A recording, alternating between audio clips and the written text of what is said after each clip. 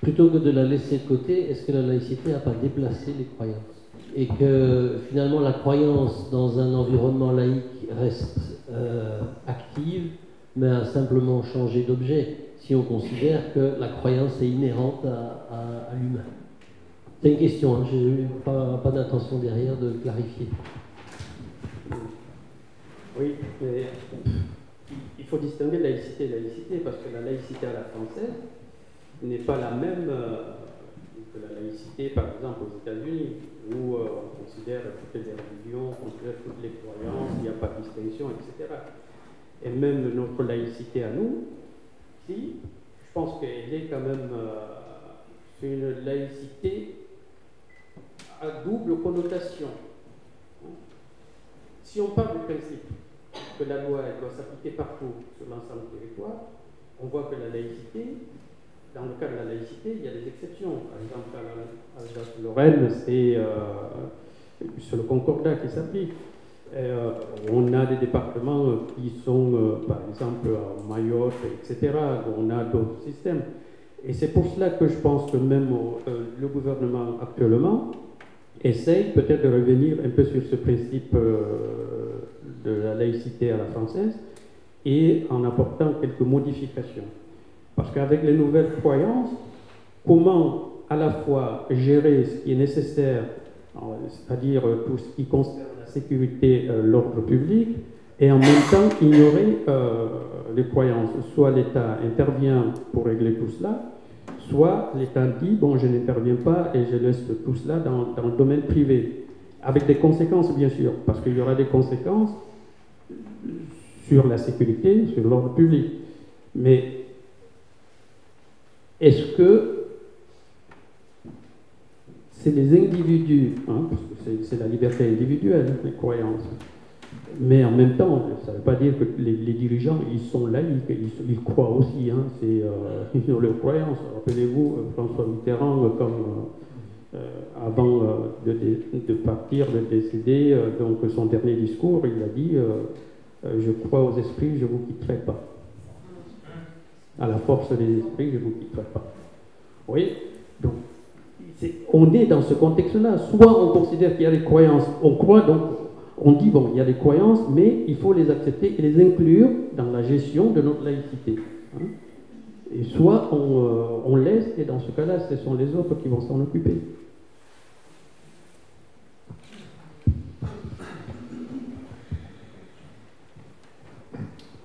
Moi, je voudrais rebondir quelques instants sur cette question. Ce qui se pose à nouveau, c'est la polémique qu'il y a eu entre 1902 et 1905, entre Combes et Briand. C'est ça, au fond. C'est-à-dire que la liberté que toutes les religions, parce que c'était ça, il ne s'agissait pas de croyance, mais de religion, hein, parce qu'il y a un décalage, que toutes les religions aient la liberté de s'exprimer et que les cultes aient la liberté de fonctionner sur le territoire, ça c'était brillant, et c'est le régime dans lequel on est actuellement, le régime légal dans lequel on est actuellement. Alors que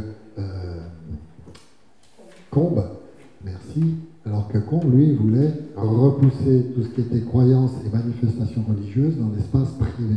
Et cette question revient aujourd'hui, effectivement, et ça renvoie d'une certaine manière à ce que j'ai évoqué ce matin sur, justement, la dimension de plus en plus normative du droit et de moins en moins fondée sur une philosophie politique plus ample, telle que vous l'évoquez justement. Autre question. Ah oui, non, pardon, Louis. Moi, j'ai retenu que la croyance était structurante pour l'être humain. Dans certains pays, notamment en Chine, le peuple chinois peut être le matin taoïste, l'après-midi bouddhiste et le soir confucéen. C'est aussi dans cette liberté de croyance que le gouvernement tient son peuple. Est-ce que finalement la stabilité n'est pas justement nécessaire, liée à la croyance nécessaire? Pour résumer la question, je parle sous votre contrôle, après je vais laisser collègue répond. Mais est-ce que je résume votre question en signalant que plus un régime est autoritaire, plus il a besoin d'asseoir la légitimité de son autorité sur une croyance plus marquante que les autres? Permettre la liberté de croyance est une façon d'asseoir son autoritarisme. Jusque dans une certaine mesure. Non, mais c'est vrai que c'est intéressant parce que permettre la liberté, ça fait en sorte que les personnes vont croire qu'ils ont le choix et donc se sentir stable. Ouais. Alors, j'avais une question, pas vraiment pour rebondir, par rapport à ce que vous disiez tout à l'heure. Vous disiez qu'il y a toujours un va-et-vient entre la croyance et l'émergence de la croyance, je pense avoir compris, et que la prière, qui était dans la croyance, c'est une forme de liberté. Est-ce que c'est bien ça que j'ai compris? Oui, elle a développé la pensée d'Ibn Arabi, qui disait, dans l'imagination créatrice, que la prière est l'épiphanie, en fait. C'est l'individu, selon lui, crée sa croyance. Et à travers la prière, rend hommage à cette croyance. C'est comme s'il y avait une vision, c'est une vision soufie, hein, entre l'imaginaire qu'on a, c'est-à-dire la projection que l'individu fait, hein, et l'apparition de notre fruit, le fruit de notre imagination. Lui dit qu'il y a toujours ce va-et-vient chez l'individu. Et ce va-et-vient fait partie de la liberté individuelle, en fait. C'est l'individu qui crée ses convictions. Cette philosophie n'a pas été admise par tout le monde, hein, Ibn Arabi, parce qu'on lui a reproché, mais dans ce cas-là, on peut créer des idoles. C'est ce qu'on lui a dit. On dit dans ce cas-là, les idoles, c'est ça. On crée et en même temps, on prie des idoles.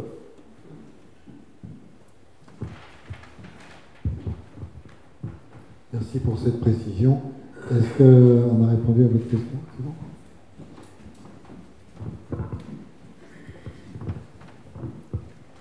Moi, j'avais une question très fondamentale, je crois, parce qu'elle m'est apparue là, moi j'ai raté un petit peu le début, je m'excuse, et elle m'est apparue quand vous avez parlé de la laïcité et des ados, et que les ados ne peuvent plus, ils sont en manque de croire, et qu'on a besoin, en fait, voilà, tac, ça m'est apparu, on a besoin, l'humain a besoin de croire.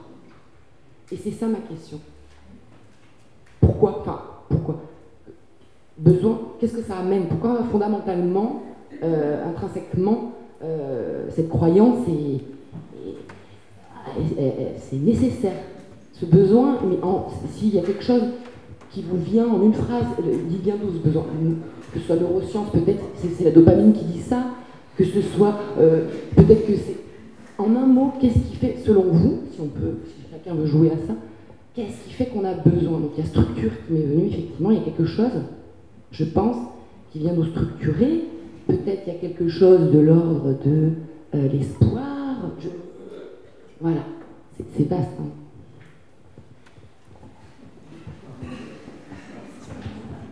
J'avais une idée, mais peut-être que... En fait, Juliette Kristeva, elle développait cette idée en disant que elle parle de l'inconscient, en fait. Elle dit, puisque ça existe dans l'inconscient, c'est-à-dire puisque le paradis existe, hein, dans l'inconscient, puisque le bonheur existe, et que moi, je n'ai pas accès dans la réalité à ce bonheur, à ce paradis. Donc, je ne peux que m'en vouloir ou en vouloir aux autres qui m'empêchent d'accéder à ce qui existe dans l'inconscient. M'en vouloir en m'auto-détruisant, hein, les scarifications, etc., ou en vouloir aux autres en essayant de les éliminer parce qu'ils m'empêchent d'accéder à ce bonheur qui existe dans l'inconscient. Donc elle passe par l'inconscient pour expliquer en fait ce comportement destructeur. Alors, j'aurais peut-être juste une réponse très très simple là-dessus, sur quoi on a besoin de croire. fait, quelle est la différence entre la croyance et la connaissance? C'est une vraie question. La connaissance, c'est une croyance, en fait. On ne pense pas qu'on puisse différencier les deux choses. Sauf peut-être sur un degré de certitude, en fait.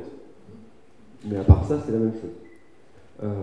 Donc on a besoin de connaître le monde, en fait, pour survivre. Il faut savoir que là, je ne suis pas en danger, il faut que j'ai cette connaissance. Donc en fait, je pense que c'est aussi simple que ça, et que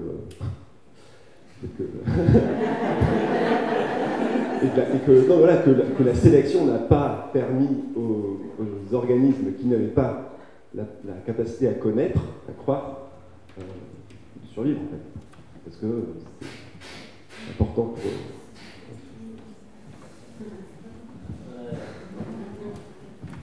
Tout à l'heure, on avait parlé des extraterrestres, etc. À supposer qu'ils existent et qu'ils viennent aujourd'hui. Qu'est-ce qu'ils diraient sur nous? On croit à nos portables? On leur parle? Donc, on dit qu'on a inventé un autre système de croyance. On a tous sur nos téléphones, on leur parle, et ils ont dit, voilà, ils ont une croyance. Peut-être on est en train d'inventer aussi d'autres systèmes de croyance.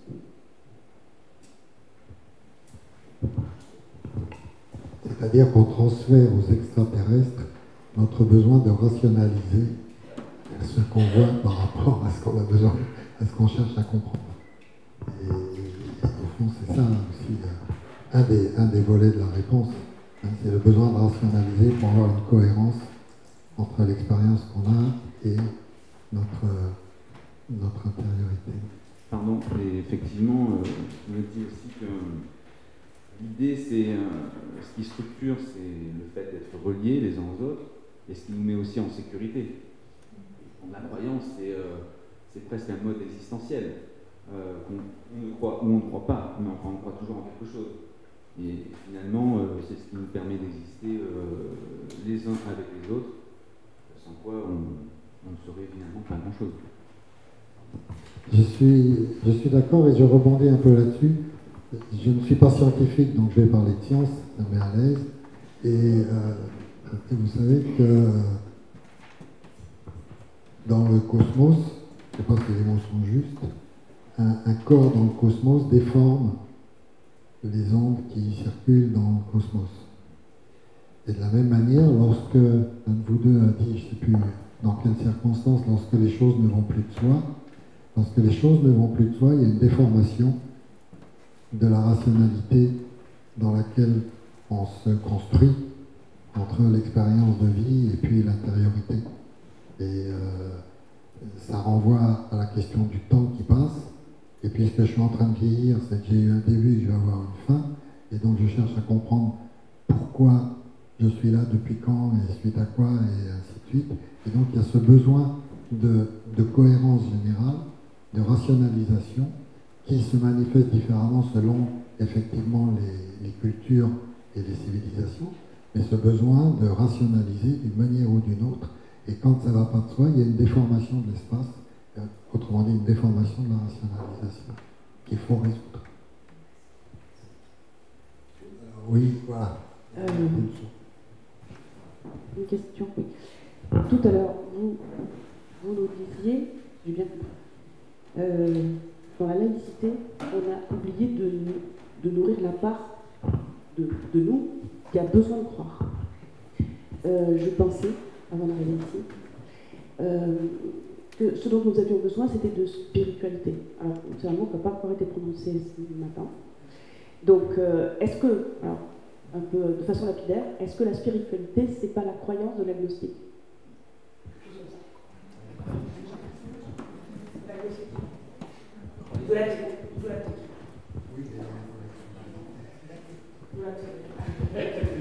Moi, je suis d'accord avec ça, mais sous une condition, c'est que l'athée ou l'agnostique n'a pas l'exclusivité de la spiritualité.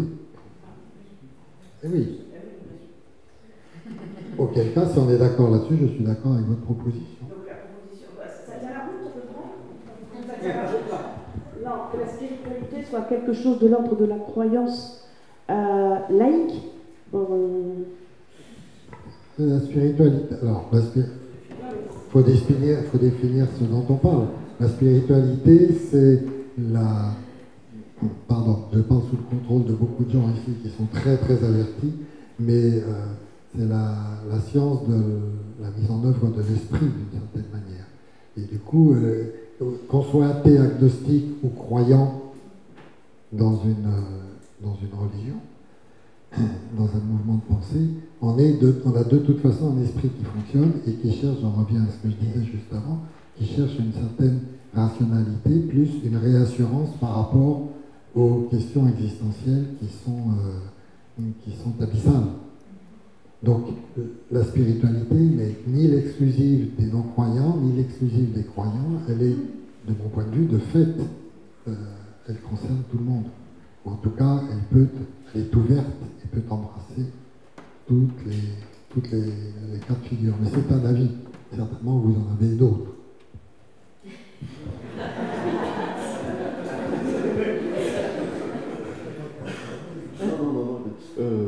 Non, mais oui, j'ai certainement des avis, mais je suis pas sûr que c'est. J'ai pas envie de donner mon avis sur ce genre de choses, parce que je suis pas. Voilà. J'ai une petite question. Je voulais parler, on a des fois des bonnes croyances et des fausses croyances. Est-ce on peut avoir des bonnes croyances et des fausses croyances? Définir. Alors par exemple, je vais donner un exemple. Dans le domaine médical, les médecins, donc ils ont leur technique, leur science, etc., médicale, et ils pratiquent leur art médical. Et par rapport au droit, parce que moi je suis juriste, ils pensent par exemple qu'il y a beaucoup plus de procès actuellement et donc ils ont des risques en faisant des actes médicaux d'avoir des procès. Ça c'est... Enfin, il y a des fausses croyances là-dedans parce qu'ils ne connaissent pas exactement comment fonctionne le système judiciaire, quelle est leur responsabilité parce qu'ils en ont une idée, ou une croyance qui est la leur, mais qui n'est pas forcément réelle par rapport au fonctionnement judiciaire.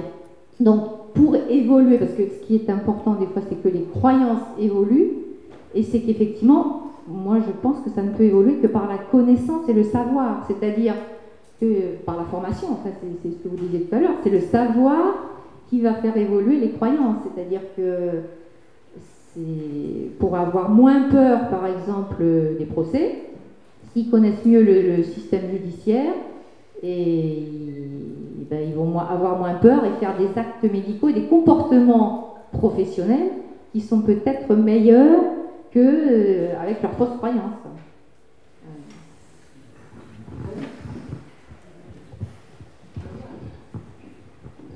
Vous faites référence au fait que bien souvent, j'ai pas eu le temps de le dire ce matin, on croit dur comme fer à des choses dont on n'a pas la preuve et on croit beaucoup plus faiblement à des choses dont on a la preuve. Ça veut dire qu'effectivement, avec l'information de la manière dont fonctionne le système judiciaire, il y aurait certainement moins de croyances effrayantes. Mais ça, c'est, à ce moment-là, c'est l'intelligence des algorithmes. C'est-à-dire que c'est purement calculatoire. D'accord ? Il y a une circonstance, un contentieux, les choses s'étudient, le pour, le contre, le comment, etc. Et puis, à l'issue de ces calculs, il y a une conclusion qui peut tomber. Alors qu'on parle un peu de ça comme étant l'intelligence artificielle, mais c'est une seule modalité des capacités de l'intelligence, c'est l'intelligence calculatoire. Les médecins réagissent aussi avec une intelligence émotionnelle, avec une intelligence intuitive, et c'est pas pour autant que ces intelligences-là sont sous-qualifiées par rapport à l'intelligence calculatoire. Donc en d'autres termes, pour en tout cas mon versant de réponse à votre question consisterait à dire vous avez dit dans votre présentation, est-ce qu'il y a des bonnes croyances par rapport à des fausses croyances? Alors bon et faux, déjà, ça ne s'inverse pas. Oui, non, mais bon et faux, ça ne s'inverse pas. Deuxièmement, par rapport à quoi? Et troisièmement, je dirais, oui, d'un point de vue purement calculatoire, froid, il y a des certitudes, des incertitudes et des proportionnalités de certitudes, mais c'est pas la seule. Les humains ont ce privilège sur la machine, ils vont le garder encore très longtemps, d'avoir plusieurs formes d'intelligence et pas juste une intelligence calculatoire ou computationnelle. Et par conséquent, il y a toute cette dimension intuitive, intime, émotionnelle, relationnelle, sentimentale qu'on a les uns et les autres évoqués sous différents aspects depuis ce matin et qui viennent justement presque dissoudre, mais je ne dis pas ça négativement, presque dissoudre la question que vous posez. C'est-à-dire que selon à partir d'où on se place, les croyances, elles peuvent être bonnes ou fausses, même si c'est pas la même chose. Oui, mais dans la réalité des actes, oui, mais dans la réalité des actes, enfin, je veux dire, il y a des conséquences. C'est-à-dire qu'un médecin qui croit, enfin, on voit les comportements, c'est-à-dire qu'un médecin qui croit qu'il va avoir un procès, il va faire par exemple, suivant sa personnalité, il va dire bah, tiens, je vais faire plein d'examens comme ça, j'ouvre le parapluie, je suis protégé. Et un autre, il va dire ah bah tiens, ça, par exemple, je vais plus le faire du tout, parce que j'ai peur.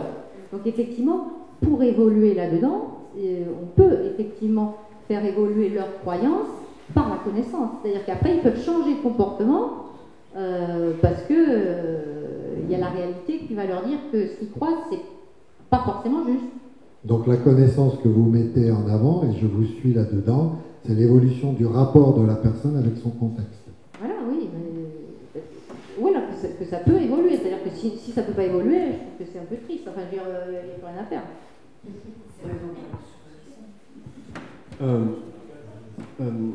Je prends l'exemple des gens qui fument et qui savent que fumer c'est mal. Enfin, on peut avoir la connaissance que son action est mauvaise et pourtant on va le faire quand même. Donc, bien sûr, mais ça, là je sors. Moi je parle d'un contexte où c'est professionnel, c'est-à-dire que les médecins ils font leur art, il y a des trucs et c'est pour évoluer dans leur profession. Après tout ce qui est personnel, fumer c'est personnel. Non, voilà. Ouais, mais non, parce que le processus de décision est le même. On a tous le même cerveau quand on fume ou quand on est médecin.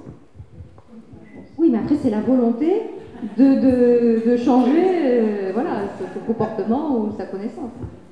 Ça, c'est la volonté. C'est là où connaissance et croyance, c'est pas pareil. On parlait tout à l'heure. Oui, mais est-ce que alors là, dans ce cas-là, le changement de comportement n'est pas lié à la peur de la loi? À la peur de la loi, hein, de la justice, voilà. Donc, parce que s'il n'y avait pas de justice, hein, peut-être le médecin il continuerait à faire ce qu'il a toujours fait. Hein, mais là, il est obligé de changer parce qu'il sait qu'il encourt les pénalités. Voilà. Je voudrais changer de sujet, en restant bien sûr sur la croyance, interroger différemment et revenir à ce que disait M. Nounou tout à l'heure sur l'origine des croyances. C'était de poser la question, est-ce que c'est instinctif ou est-ce que c'est lié à la parole? Et donc, en fait, m'est venue cette question. Les animaux ont un fonctionnement instinctif. Et ils ont un fonctionnement, je ne sais pas si on peut dire tribal, de groupe ou individuel suivant les animaux. Ils gèrent, vous parliez tout à l'heure de la peur et du comportement par rapport à l'environnement. Donc l'animal a aussi un rapport à tout ça, et pourtant, question, quid des croyances avec les animaux? C'est-à-dire, est-ce que la croyance ne serait pas ce qui nous diffère des animaux? C'est une question.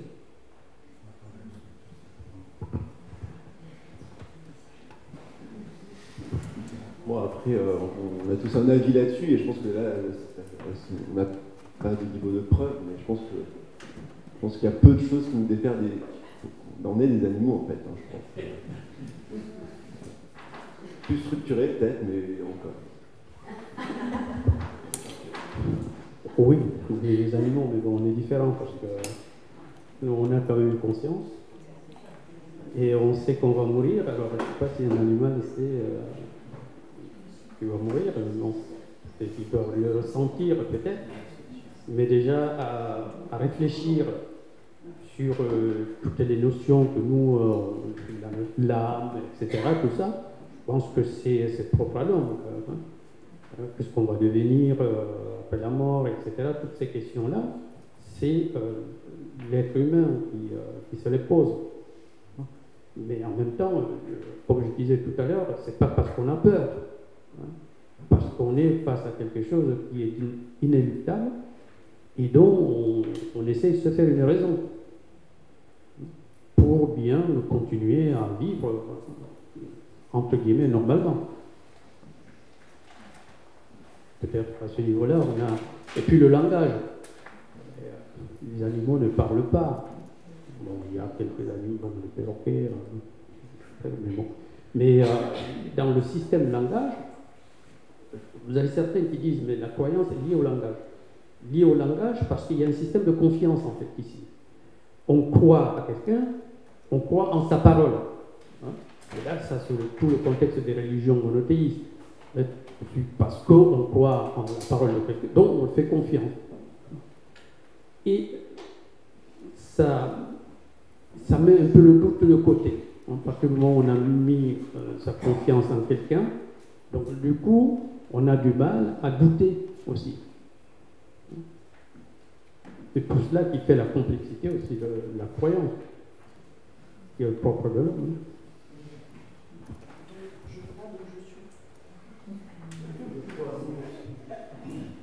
Et oui, mais les animaux ont un langage, les chimpanzés qui ont plusieurs mots de vocabulaire, les abeilles, et ils ont besoin de croire, je pense qu'ils ont besoin d'avoir des connaissances du monde, donc je ne sais pas si on est si différents. C'est une attaque, Oui, peut-être, oui. Mais sur les chimpanzés, je ne suis pas penché sur la question, mais c'est peut-être.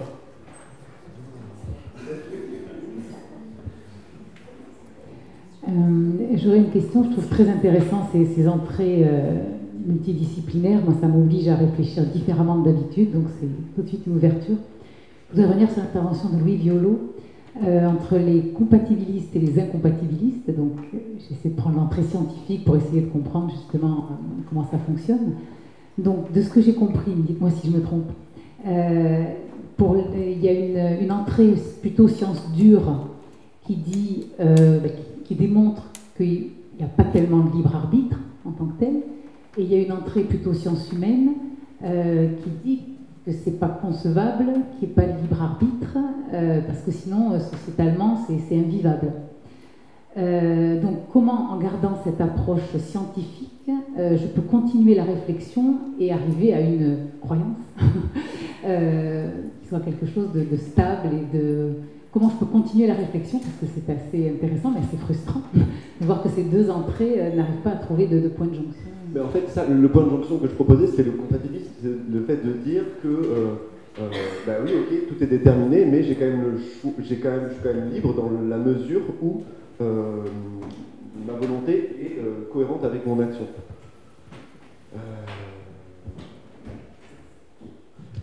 Après, on ne pas démontrer que le libre arbitre était une illusion. Elles n'ont pas démontré, parce qu'on ne peut pas dire que le libre arbitre est une illusion. On ne peut pas dire que le libre arbitre n'existe pas. C'est impossible, scientifiquement, on ne peut pas, parce que même si on a 1 million d'expériences qui le montrent, il en suffira d'une pour dire qu'elle n'existe pas. Donc, et puis de toute façon, je pense que tout le monde ici, que dans cette salle, croit être libre d'être venu, d'avoir fait ce choix. Et je pense que même le fait d'avoir ces connaissances-là, ça ne nous trouble pas tant au final. Voilà.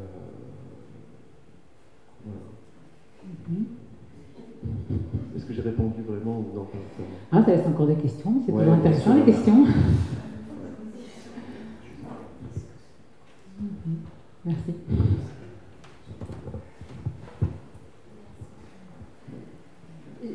Pareil, j'essayais de recouper un petit peu différentes choses et je me demandais quel était le rôle de l'éducation au niveau social ou familial, sociétal ou familial. Je couplais ça avec moi je continue à croire quand même au libre arbitre, voilà, à une forme de libre arbitre, et voilà, je me disais comment l'éducation peut favoriser l'émergence de croyances chez les gens sans les imposer. Voilà. Je ne sais pas si c'est...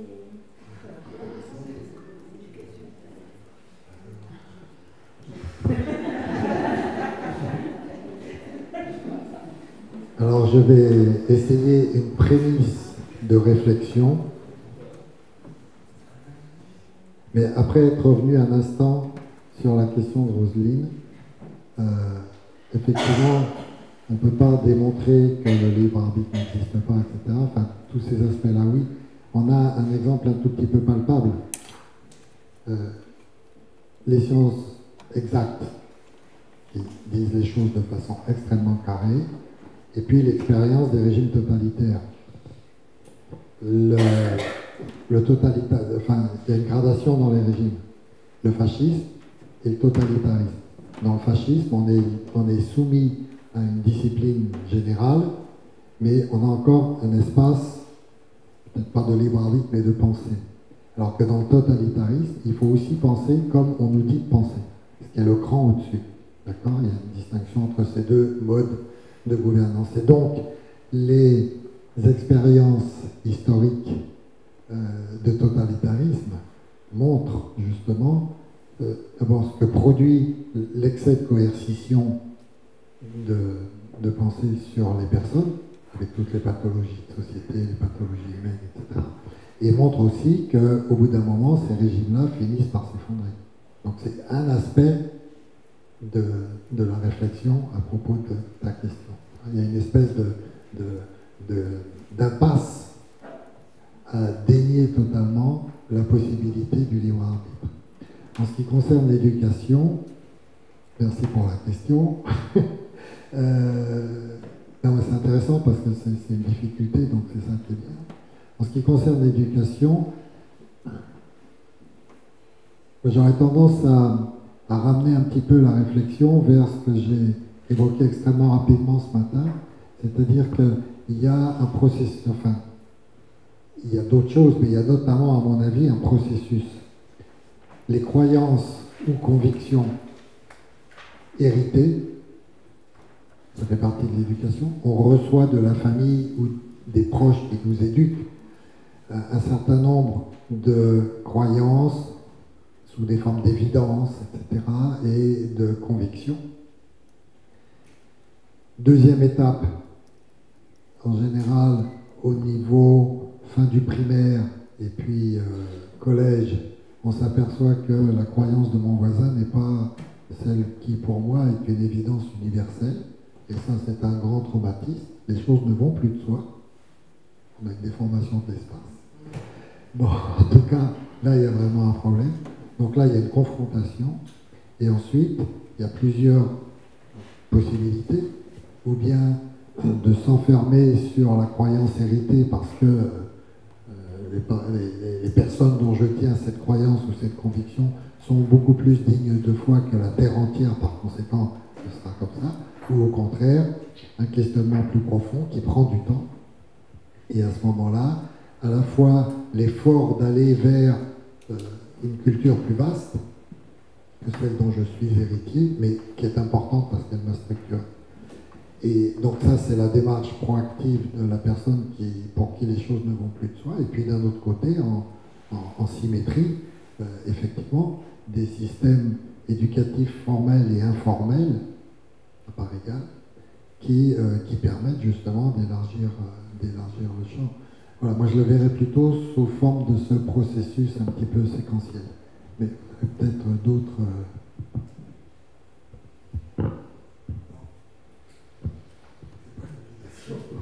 Non, mais on sait bien qu'on est marqué aussi par, avec tout ce que vous venez de dire, par l'éducation de par nos parents. Chacun a eu une croyance transmise par les parents. C'est pour cela que le problème se pose, surtout pour les ados, à partir du moment où ils font une coupure avec tout ce qu'ils ont reçu de la part du père, de la mère, et qui sont à la recherche d'une autre référence. Là où il y a un conflit entre ce qu'on a appris et entre aussi les expériences qui, de par la vie, hein, qui nous entraînent à douter de ce qu'on a appris.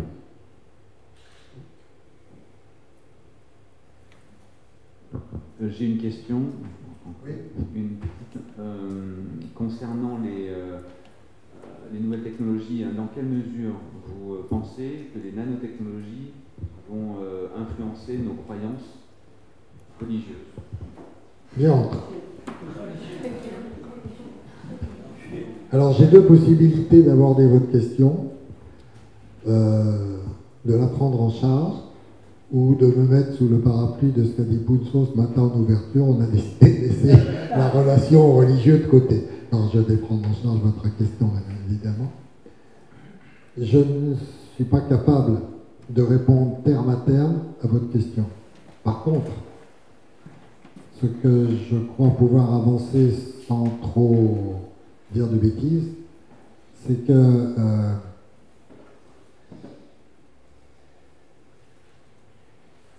les technologies innovantes, nanotechnologie, biotechnologie, technologie de la communication et des sciences cognitives, les NBIC comme on dit, étant moi très incompétent là-dedans, je les place comme un ensemble qui interagit. Elles interagissent les unes sur les autres et elles rétroagissent sur elles-mêmes. C'est systémique.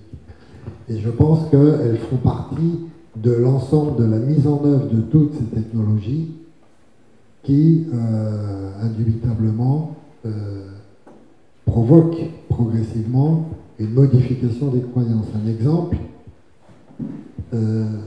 mais j'élargis, je ne reste pas sur les nanos, puis je ne suis pas spécialiste du tout. Un exemple, c'est, on en parlait tout à l'heure, les choix prédictifs. Louis nous a montré qu'effectivement, il y a une élaboration de décisions inconscientes avant que ça vienne à la conscience. Il nous l'a montré dans son exposé. De la même manière, qu'est-ce que font les algorithmes? À force de nous avoir profilé à travers toutes les données et les traces qu'on laisse sur le réseau, d'ailleurs, je l'ai quelque part, j'ai la référence, bon, je ne vais pas la ressortir là, mais j'avais prévu de la donner ce matin. De plus en plus, il y a des entreprises qui travaillent sur le fait que les choix qu'on va faire, les algorithmes les déterminent avant même qu'ils entrent dans notre conscience. Donc, ça m'autorise, semble-t-il, je crois que ça m'autorise à avancer l'idée selon laquelle nos comportements, plus exactement, ayant conscience que nos comportements sont... Ayant conscience que nous n'avons pas l'exclusivité de la maîtrise de nos comportements, pour le dire comme ça, forcément, je ne vois pas comment ça ne peut pas influencer sur nos modalités d'émergence et de cristallisation ou de refus des croyances et des convictions. Je ne sais pas si c'est satisfaisant, mais c'est comme ça que je le perçois.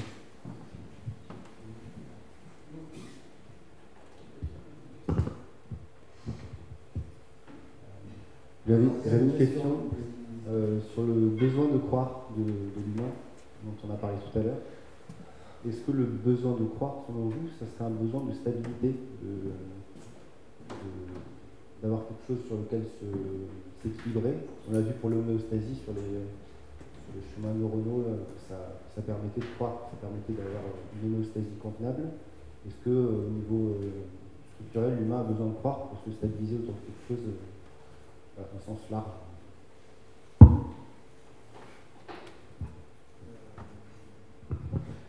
Peut-être que j'aborderai la question d'un autre point en disant que le problème c'est au moment où les croyances sont trop stables en fait, qui ne bougent plus. Après, je ne pourrais pas répondre à votre question malheureusement, mais voilà, je pense que le problème c'est quand les croyances sont cristallisées et qu'elles ne se mettent plus à jour, il n'y a plus de mise à jour des croyances. Le problème, est-ce que c'est pas trop de stabilité et donc moins d'adaptation que... je sais pas.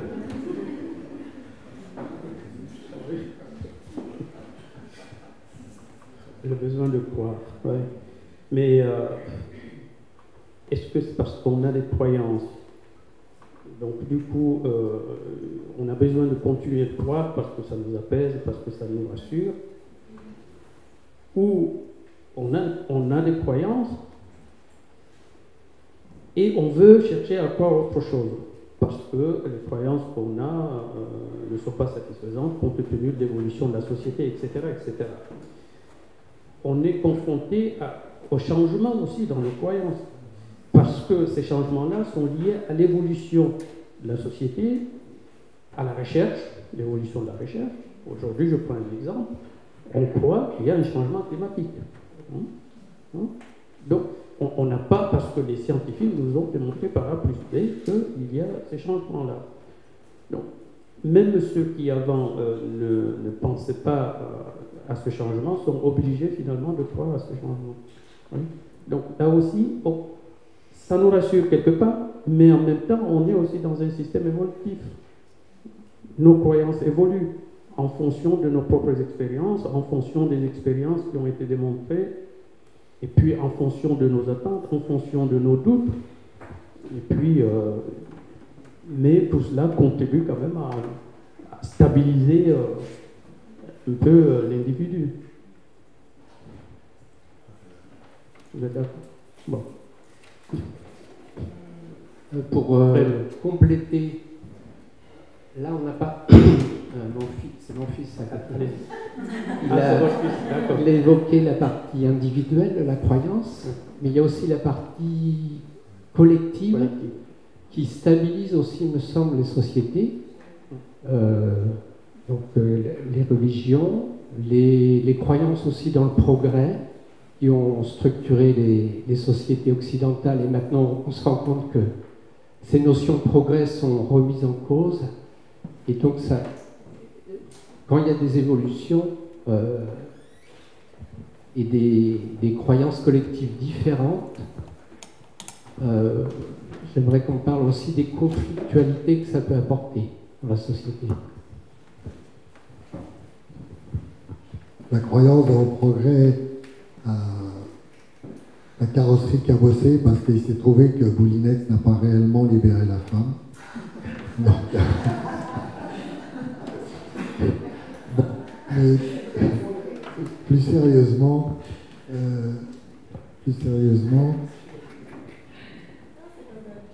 oui, merci.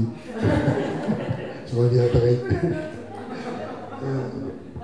Plus sérieusement, tout de même, les croyances collectives, il y a, là peut-être que Louis Violot pourra nous en dire un mot, j'ai la sensation, enfin, j'ai le pressentiment que les croyances peuvent être peut-être contaminantes, un peu comme les émotions. Bon, c'est un grand point d'interrogation. Voilà. D'accord. Donc, très bien. Et donc, il me semble en tout cas qu'il y a cette dimension-là. La preuve, c'est qu'à plusieurs reprises, on a évoqué ce matin la confiance dans la personne qui nous transmet une croyance, le charisme de la personne, etc. Et on voit bien, au niveau médiatique, les personnages qui font passer des grands messages de croyance, de quelque ordre que ce soit. Et effectivement, il y a le besoin, quand on regarde l'histoire, depuis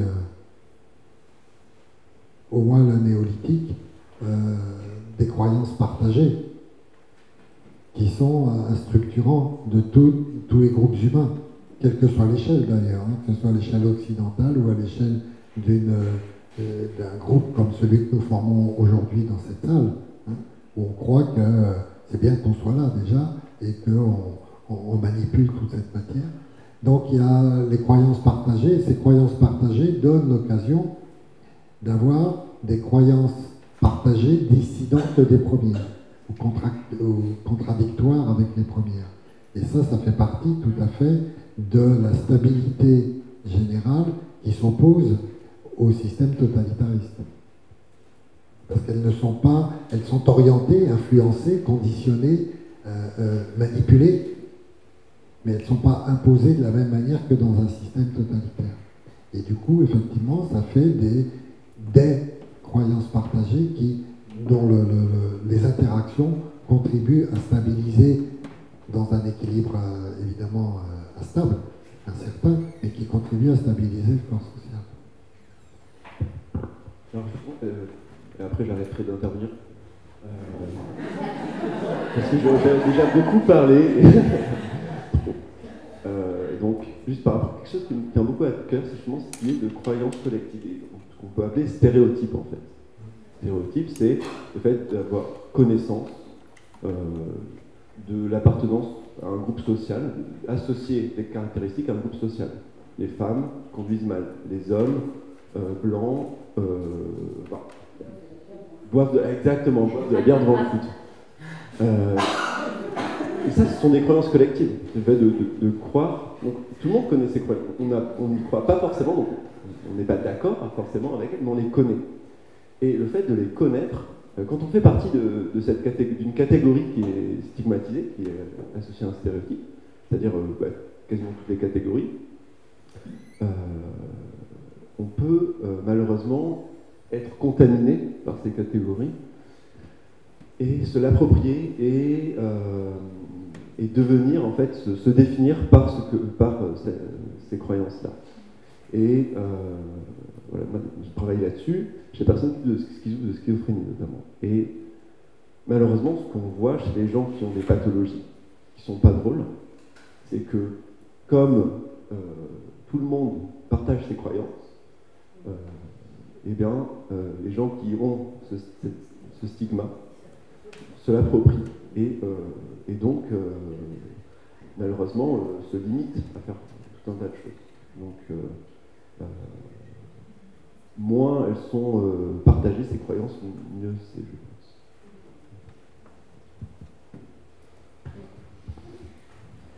pense. Oui, j'avais une question par rapport, on a parlé des adolescents, du mal-être des adolescents et des autres individus, personnes. J'entendais, ça ne sert à rien, dans le langage des adolescents, ça ne sert à rien. Croire dans le sens de donner un sens à la vie, carrément, et parce que j'ai la sensation, comme d'autres, que tout est mis sur le même plan. Tout se vaut, tout est possible, on peut tout faire par le libre arbitre plus ou moins réel, qui peut donner lieu à un comportement moral ou pas. Mais c'est ce fait-là, c'est qu'il y a une échelle quand même, vous avez parlé tout au début de la sémantique, d'une échelle de valeurs par rapport à la croyance. Et voilà, et qui permet aussi de retrouver aussi dans l'individu sa confiance.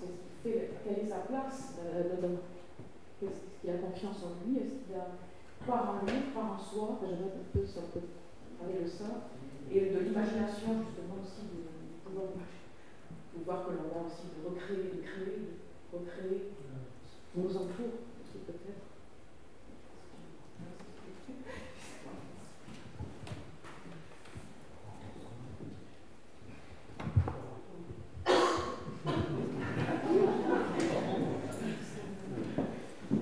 Oui, sur les ados, il faut peut-être qu'on interroge aussi l'évolution de notre société actuellement.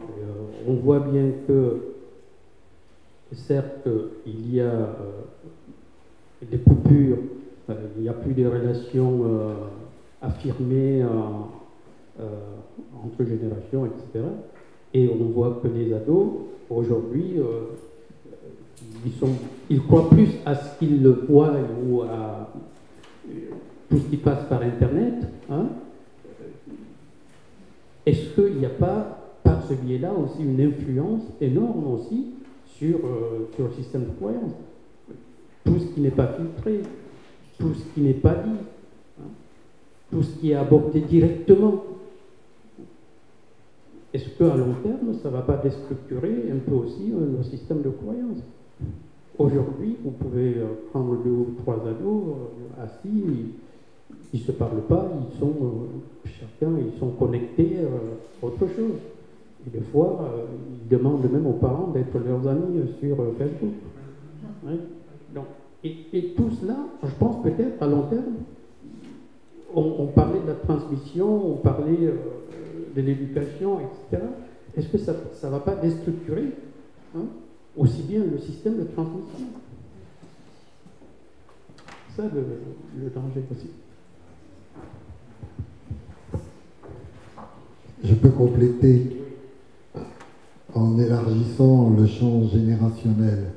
Je sors des adolescents, mais je reste sur la même thématique.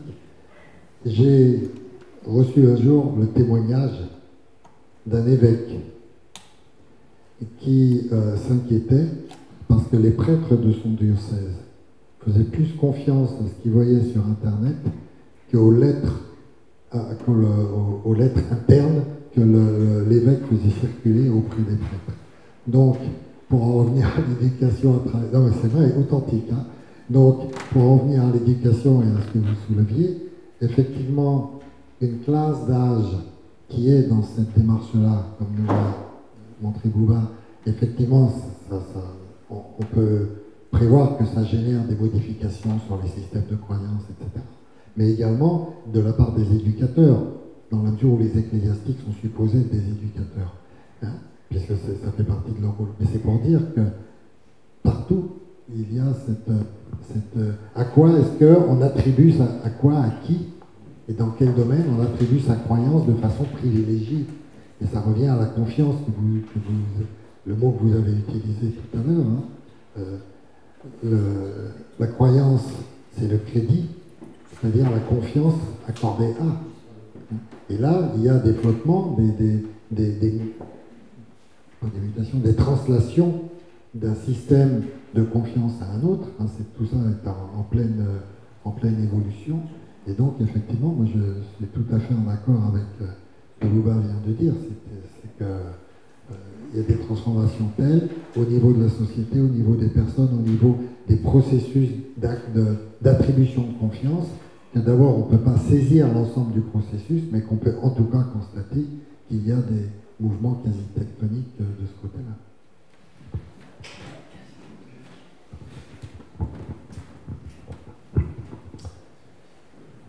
Je suis pas sûr de moi, j'essaye.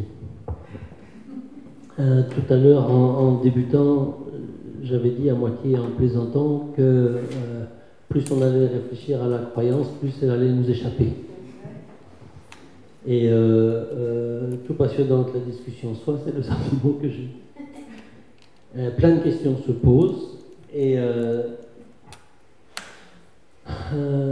là où j'en suis de la réflexion, je voudrais la partager avec vous, c'est que, bon, nous sommes, ce qui nous met en commun, alors les animaux, je ne sais pas, je ne vais pas m'aventurer là-dessus, mais le point commun entre nous tous, c'est que nous sommes capables d'éprouver, n'est-ce pas? Nous sommes connaissants des choses. Il y aurait déjà beaucoup à dire là-dessus. Nous sommes connaissants. Donc, du coup, sur base de ça,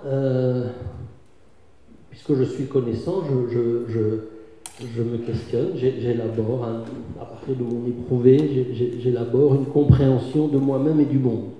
Très basique. Hein, et je me dis, en entendant tout ce qui se dit là, qu'en fait, la croyance, effectivement, est nécessaire. Psychiquement, elle est nécessaire.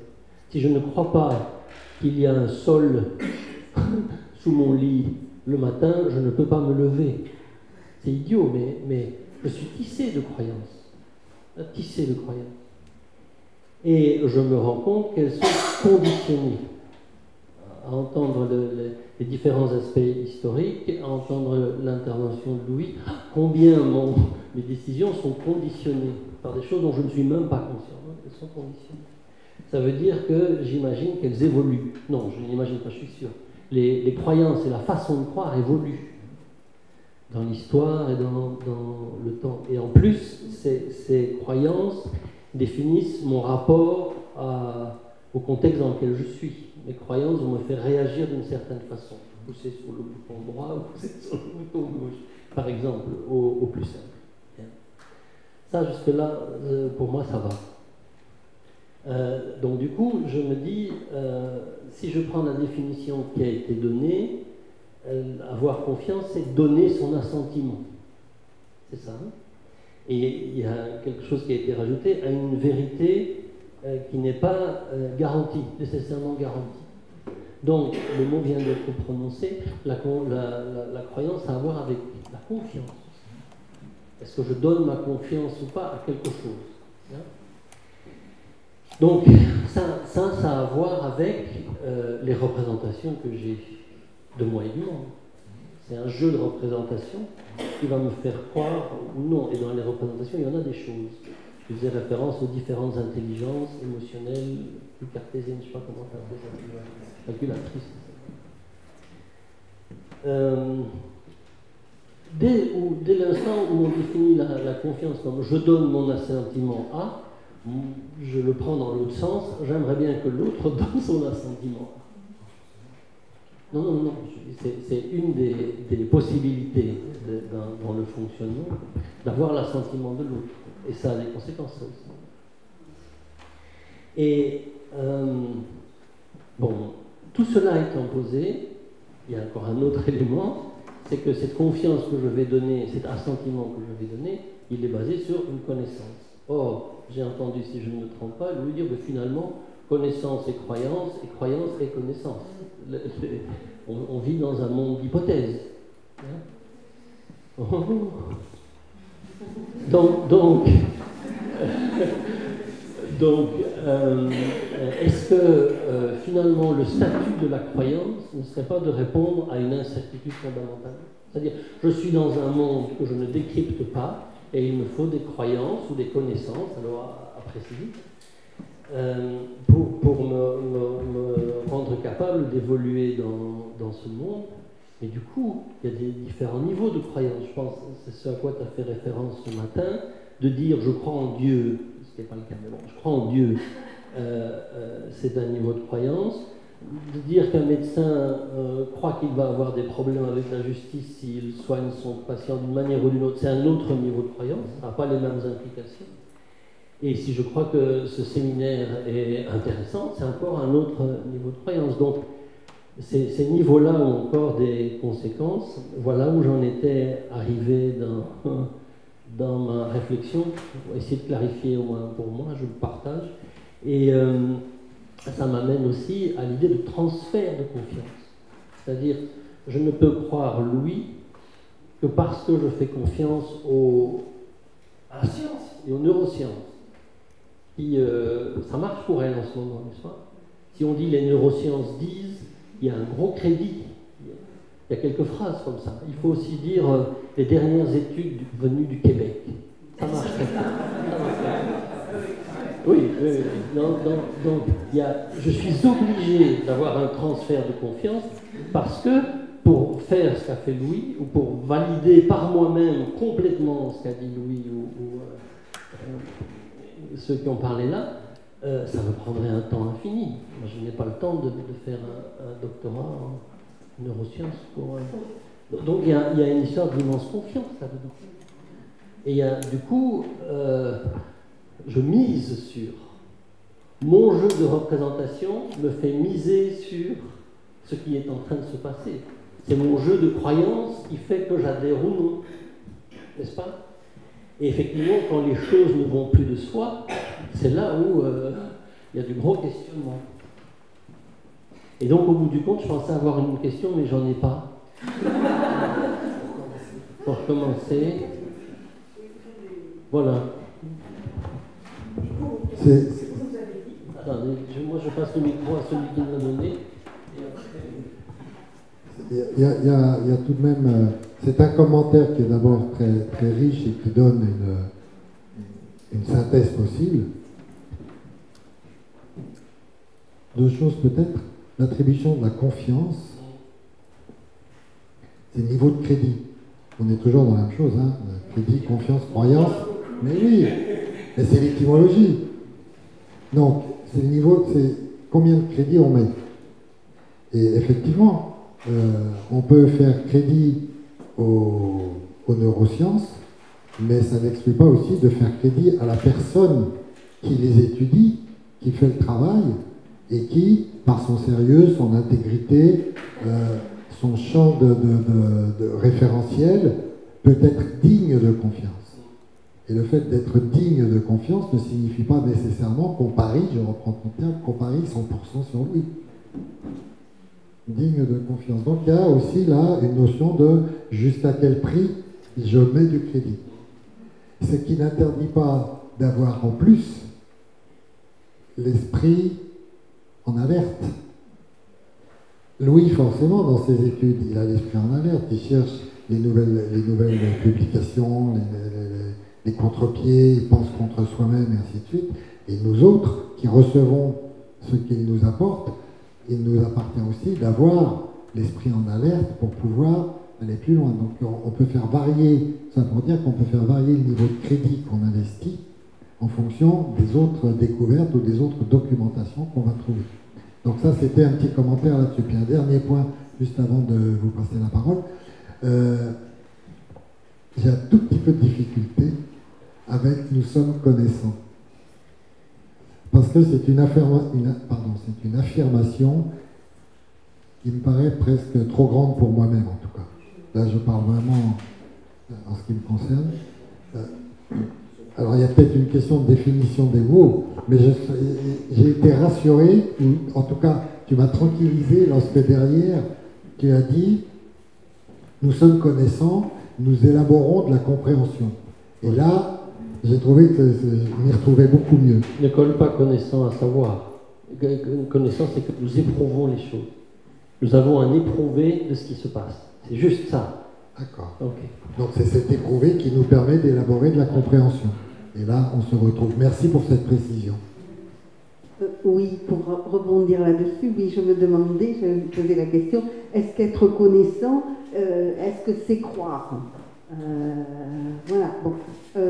Et ma grande question, c'est est-ce que vous pensez qu'il est possible et vivable pour l'humain, pour un être humain, de ne croire en rien et de douter de tout? Et n'est-ce pas l'état de l'adolescence?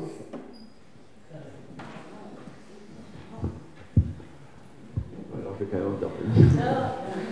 Non, mais douter de tout, je pense que c'est une bonne démarche et je pense que c'est ce qu'on doit tous faire en fait. Mais on a des hypothèses, nos hypothèses qui sont des croyances, comme vous disiez tout à l'heure.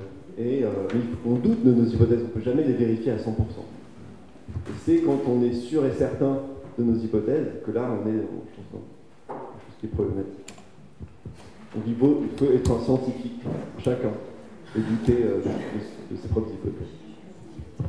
Moi je ne mettrais pas doute en relation terme à terme avec croyance. Oui.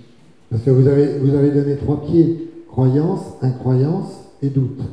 Et ces 3 mots ne sont pas de même valeur, n'est-ce pas? On peut très bien être croyant et